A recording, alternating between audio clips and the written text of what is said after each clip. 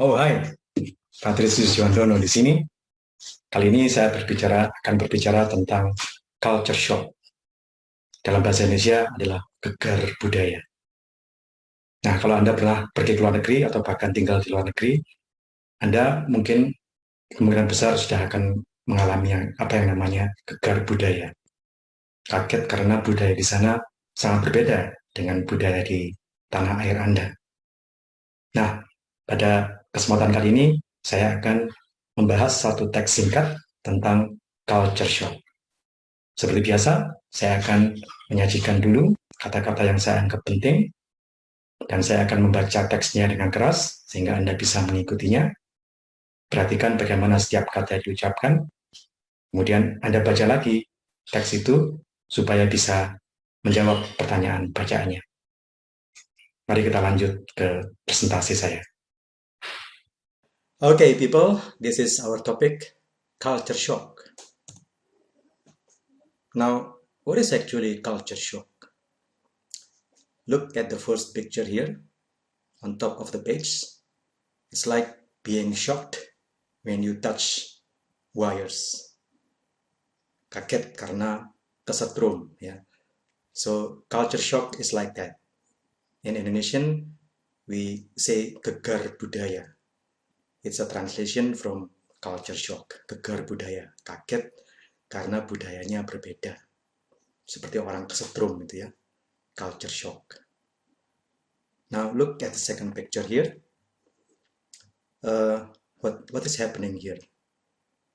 This gentleman is trying to shake hand, mau berjabat tangan, but the other gentleman is bowing.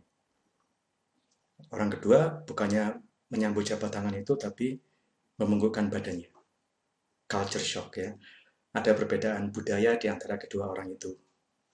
Nah, kadang-kadang itu menyebabkan kekagetan budaya atau gegar budaya, culture shock. Yeah. So yeah, we can actually say a few things. You can actually say a few things about culture shock. Have you ever experienced culture shock? Apakah Anda pernah mengalami culture shock? Have you ever been abroad? Apakah Anda sudah pernah keluar negeri? Have you ever lived for some time in a foreign country? Apakah Anda pernah hidup beberapa lama di negara lain? Now you are likely to encounter or to experience culture shock. Mungkin Anda pernah mengalami gegar budaya. Yeah. Okay. Before we go to that, now I'm going to read the text. I'm going to provide you with the meanings of some important words. And you write them down, and then you study the text before you do the assignment. Okay, let's go to the text. Okay, so this is the text. Culture shock experiences. Culture shock. Culture shock can be a daunting experience. Daunting means menantang. It might cause depressive and anxious symptoms. Cause artinya menyebabkan sesuatu yang tidak baik. But it might also be an enriching experience. Enriching artinya memperkaya. Experience pengalaman. Pengalaman yang memperkaya. As it allows you to become aware of how diverse are the cultures of the world, and as a result leads one to develop tolerance toward the differences between the different countries. Allows you artinya membuat Anda memampukan Anda to become aware artinya sadar, of how diverse are the cultures of the world. Diverse artinya beragam, betapa beragamnya budaya di dunia ini. And as a result, sebagai akibatnya, leads one di sini maksudnya seseorang, menggiring seseorang atau membuat seseorang to develop tolerance towards the differences between the different countries. Besides, culture shock provides you with the opportunity to gain a better understanding of your own cultural awareness. Provides tahu artinya menyediakan kesempatan untuk mendapatkan pemahaman yang lebih baik. Okay? Gain artinya mendapatkan. Okay? Standing back from yourself and becoming aware of your own cultural values, beliefs, and perceptions. Okay, next one. Culture shock experiences. The following are examples of culture shock experiences reported by travelers around the world. First one is about eating with my hands in India. I'm the kind of person who eats a pizza and sometimes even a sandwich with cutlery. Cutlery artinya alat makan. Sendok, garpu, pisau itu artinya cutlery, alat untuk makan. So using nothing more than my fingers and some chapati to eat curry, curry artinya kare, masakan India, took some getting used to. Took some getting used to artinya memakan waktu beberapa lama untuk menjadi terbiasa. Ya, getting used to itu artinya terbiasa. Okay. Second one, not speaking the Japanese language. I didn't speak any Japanese. I took some lessons at my exchange university and picked up a few basic phrases. Picked up artinya mempelajari, ya, mengetahui secara tidak langsung. But with a completely different alphabet, it can be tricky to get around places and buy items. Japan is quite rare in that hardly anybody actually speaks any English.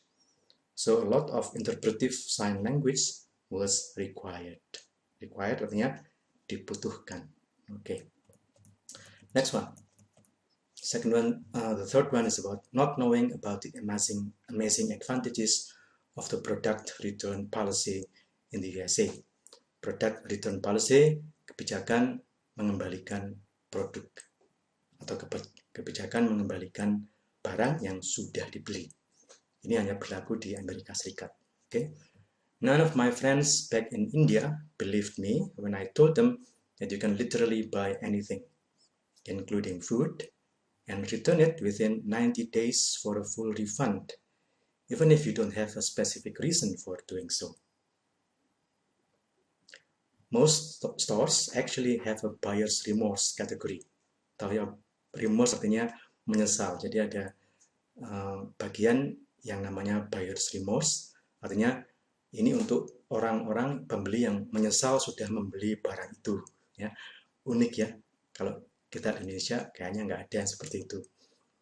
Tempat menyesal telah membeli barang, nggak ada ya. Tapi di Amerika, ya ini konon menurut cerita ini ada. Okay, have a buyer's remorse category under reason for return options while returning the product. Okay. Last one, not knowing about small talk in the UK. UK artinya Inggris, negara Inggris. Small talk, basa-basi. Ya, omongan basa-basi, omongan untuk membuka percakapan, ya, basa-basi, small talk. You would think that Poland, the country I'm from, and the UK shouldn't be very different when it comes to the culture. I couldn't be more wrong. Where do I start? For example, small talk. It just doesn't exist in Poland.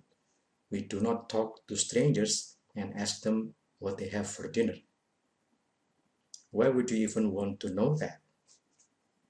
I remember how surprised I was when whilst shopping, whilst artinya sementara berbelanja, I was approached by the shop assistant, approach artinya didekati oleh pelayan toko, and asked about my personal life and plans for the evening. Okay, so those are experiences about culture shock experience. Okay, yeah, you can do your comprehension question on your own text, yeah, but in the meantime, we are going to go to the comprehension questions from me.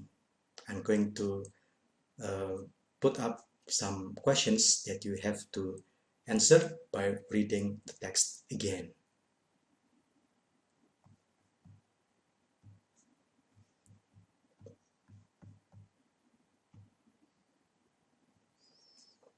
Okay, so this is the questions. These are the questions. Apa dampak buruk dan dampak baik culture shock?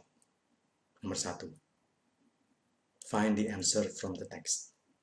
Nomor 2. Apa yang membuat orang pertama di teks kaget di India?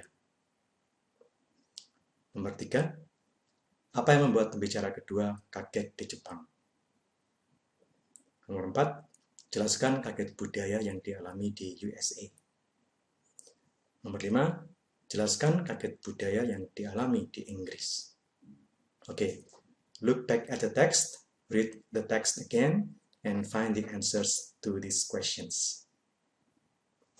See you again in the next lesson.